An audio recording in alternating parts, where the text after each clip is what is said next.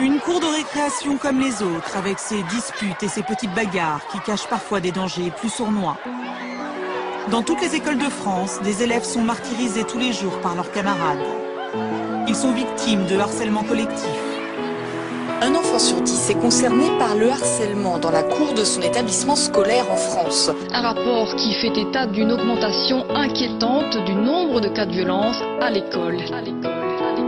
Petite Émilie, 6 ans et demi, est l'unique fille d'une famille reconstruite. Une mère pour qui elle est toute sa vie, et un beau-père qui l'aime comme si elle était de lui.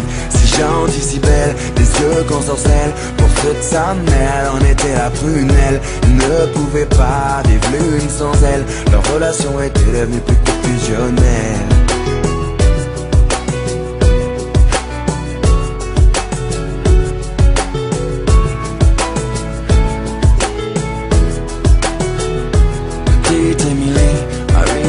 Rien n'a changé sauf qu'elle a déménagé. Fini la campagne isolée, elle vit maintenant en ville car sa maman fut mutée.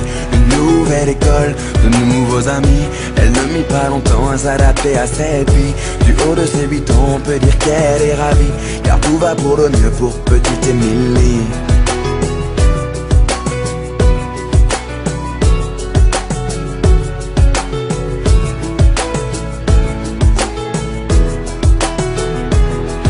Émilie, à 10 ans, était devenue une petite fille comblée. On peut dire que l'école lui plaisait. Bonne élève pour maman, elle en était une fierté.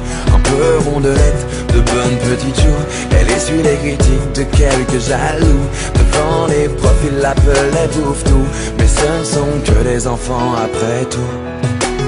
Depuis quelque temps, une nouvelle forme de violence se développe sur les réseaux sociaux. Elles prennent différentes formes, elles peuvent prendre la forme de châtiment corporel, mais elles peuvent aussi prendre une forme plus insidieuse, qui est tout ce qui est la violence plus psychologique. Petite Émilie, à 12 ans maintenant, adolescente enfermée aux grandes dames de maman.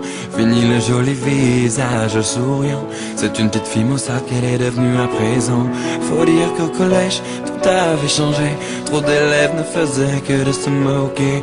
Partout elle se sentait rejetée, tantôt frappée, tantôt injuriée. Elle se demandait comment faire face. Elle était devenue le souffle-douleur de la classe.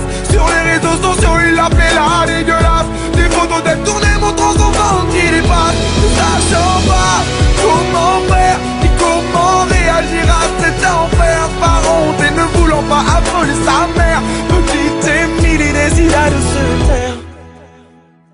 Mais un soir de décembre, petite Émilie rentra chez elle dénudée. Ses camarades, tous ensemble, l'avaient enfermée dans le vestiaire pour la toucher. C'en était trop pour elle, trop qu'elle ne puisse encore supporter. Alors